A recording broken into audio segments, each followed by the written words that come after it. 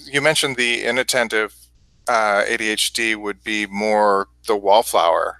Um, Yes, yeah, absolutely. They don't have the hyperactive piece, or they don't have the impulse control piece. So they tend not to be children that act out. They are the children that will seem to be daydreaming in class, will forget things at home a lot, or forget where they put things.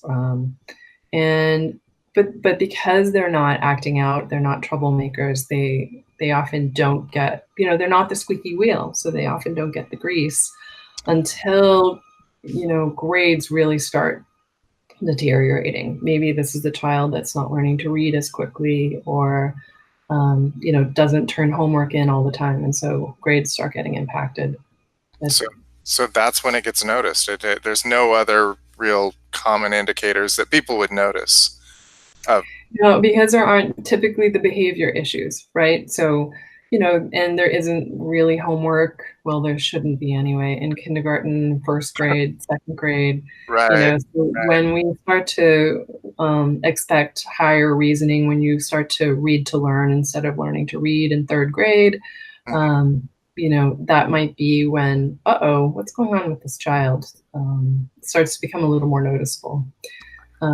Percentage-wise, also ADHD inattentive type tends to be diagnosed more in girls. Of course, it's not exclusive. So I actually that leads me to something interesting. I just recently we have an online dyslexia screener, and I took the data from that screener and just did a really deep dive into that data, and I found quite a few interesting things. But one of the interesting things that I just was really baffling to me was that I found that these are parents taking the screener for the child and just Mhm. filling in, and I found that the boys that were the screener was being taken for, the median age that was between 5 and 7, maybe 5 and 8.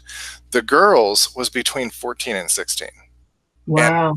these are these are girls that are having problems in reading. So whether it's dyslexia or possibly the inattentive ADHD, I don't know if there's a relationship here, um, but that just really that stands out to me that this inattentive ADHD would not get noticed. Yeah, Um, that's interesting. I mean, I'm not all that surprised, I think, because girls have a tendency to be, I hate to stereotype across the board, but right, it's it, just that frequently girls might have a tendency to be more people pleasers and will just push through and try to go unnoticed and just do what they have to do, and so they might not. But yeah, there could be a correlation between inattentive ADHD and yeah, dyslexia. yeah. That's. I mean, everybody I've spoken to has had the same thing, that girls typically are higher on the agreeableness scale, and so Right. therefore would go. And then they'll use. I've had girls in my class, and the way they'll avoid things is being cute. Uh-huh, uh-huh. And it works. It worked. And so um, they can divert your attention from problems in a way that they can be pretty skilled at it, actually. Yeah, yeah. So it's amazing the coping factors that are developed, right? Right.